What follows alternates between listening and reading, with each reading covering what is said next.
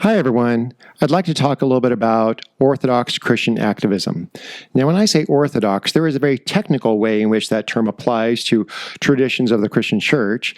There's Greek and Russian Orthodox churches. I'm not meaning it that way.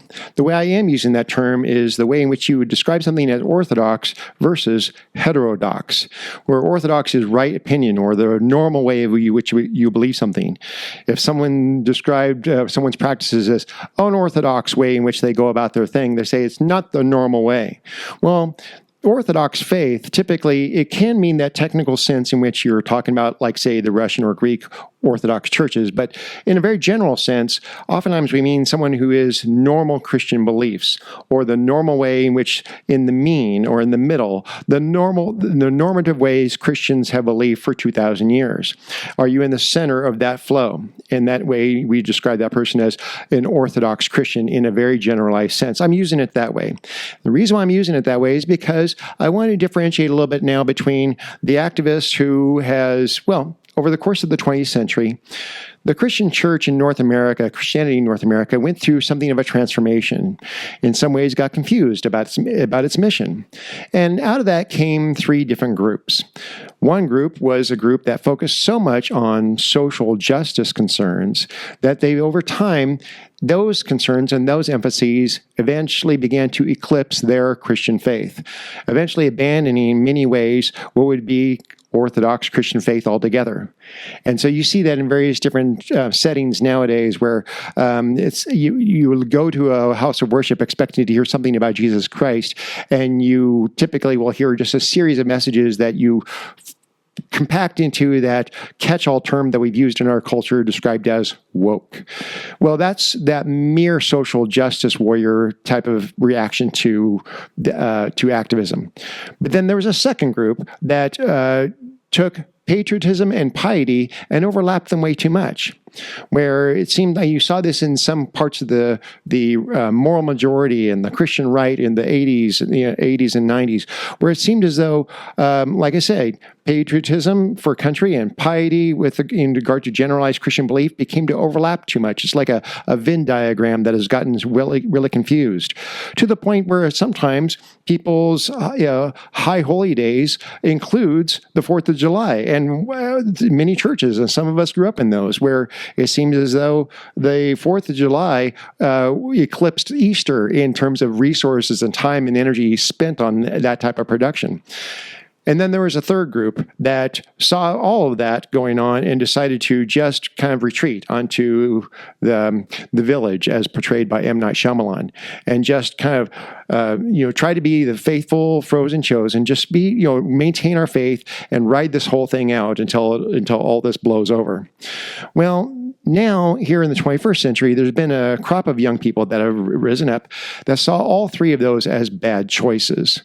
They wanted to maintain their faith because they wanted something that was older than their own. They wanted to maintain something that was permanent.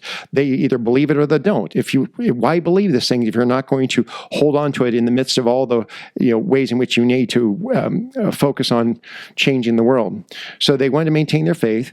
They didn't want to lose their faith and have it kind of eclipsed by national interest, although they knew that there were sociocultural implications for everything they believed. And then they also didn't want to just retreat in and of themselves and just kind of let the world go to hell in a handbasket. So there's a crop of young people that wind up believing things so intently, understanding that there are implications for our world around us to what I believe this dearly. And so, what you see is a group of young people, and I say young people, there are some of them are in their 30s now, who understood the connection between two key Bible verses, two key passages of the Bible and their connection to each other. One was from the book of Genesis specifically 1:28, where in the creation story, God says, God blessed them and said to them, be fruitful and multiply, fill the earth and subdue it, rule over fish of the sea and the birds of the air and every creature that moves on the ground. In essence, this commandment to propagate and fill the earth and to order the world the way it's supposed to go. cooperate with creation as someone who is created by God to make sure creation goes, the whole world goes the way it's supposed to. But then they tied that and saw a proper connection between that and later on in the Gospel of Matthew, where Jesus says to his disciples after his death, burial, and resurrection, then Jesus came, and this is Matthew 28, it says, then Jesus came and said to them, all authority in heaven and earth has been given to me, therefore go and make disciples of all nations, baptizing them in the name of the Father, the Son, the Holy Spirit, teaching them to obey everything I've commanded you.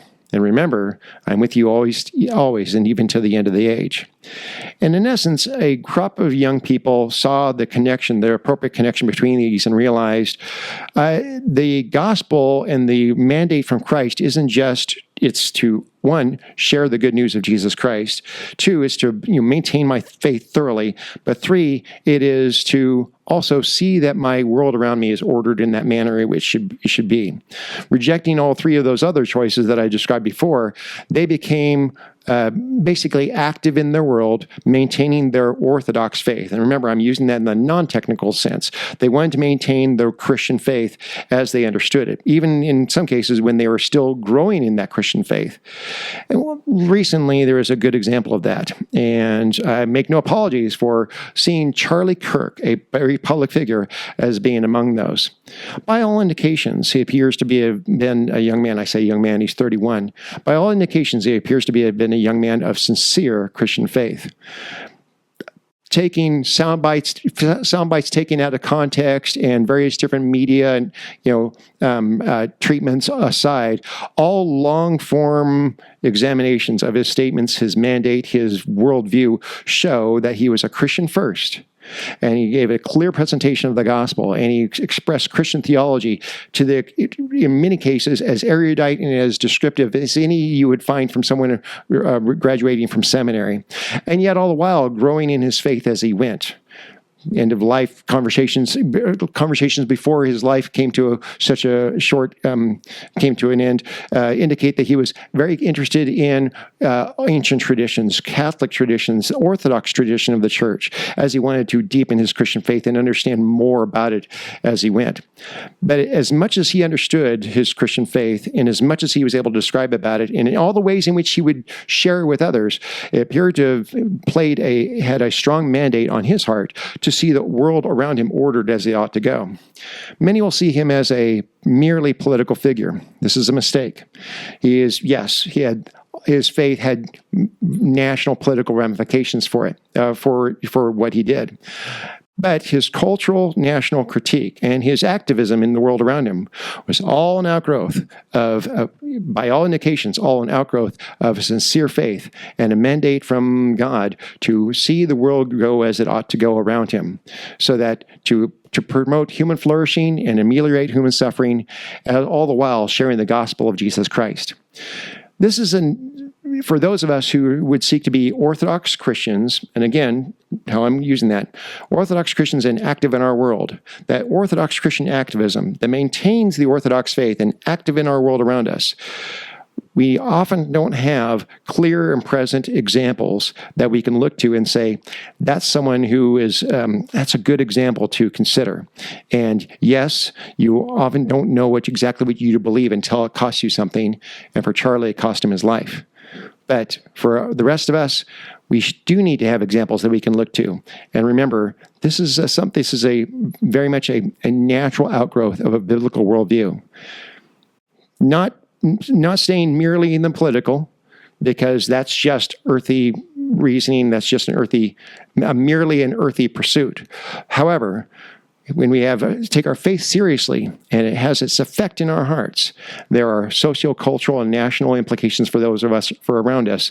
And we have no excuse for sitting back and being in one of those first three groups I described. Losing our faith confused with social justice, losing our faith confused with national identity, and losing our mandate to sharing the faith because we just stay on the reservation.